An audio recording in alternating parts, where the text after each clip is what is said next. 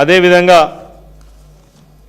ఈ SC ST పారిశ్రామికవేత్తలందరినీ పక్కకు పెట్టి ఎలిజిబిలిటీ ఉన్న వాళ్ళని ఎలిజిబిలిటీ లేకుండా నిబంధన తీసుకొచ్చి నువ్వు ఎవరికి అన్యాయం చేసినావో తెలుస్తుందా లక్ష్మణ్?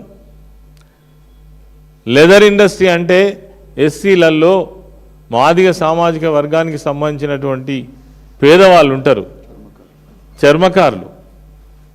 వాళ్ళ నోట్లే మట్టి కొట్టి ఇవాళ నువ్వు గుజరాత్ కంపెనీకి 1800 కోట్ల రూపాయలు కట్టబెట్టి కమిషన్లు దండుకొని ఇవాళ నువ్వు గన్ పార్క్ దగ్గర కూర్చుండే అర్హత మీకున్నదా?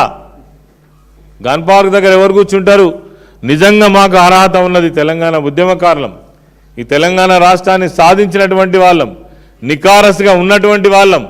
నేను మంత్రిగా ఉన్ననాడు కూడా ఈ ఎస్సీ వెల్ఫేర్లో ఉన్నటువంటి ఒక్క పైసా తప్పు జరిగినా అంతకంటే ఘోరం, అంతకంటే నేరం ఇంకొకటి కాదు. ఈ వర్గాల కోసం వెచ్చించినటువంటి ప్రతి పైసా వాళ్ళ కోసమే ఖర్చు కావాలని ఆలోచనతో పనిచేసినటువంటి వాళ్ళం. ముఖం ఎక్కడ పెట్టుకుంటావో చెప్పాలి లక్ష్మణ్ కుమార్.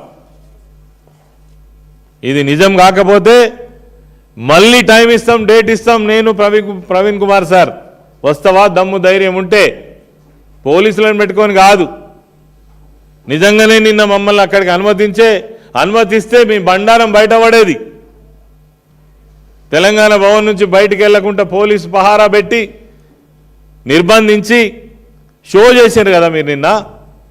ప్రజలందరికీ అర్థమైంది, తెలంగాణ ప్రజలందరికీ.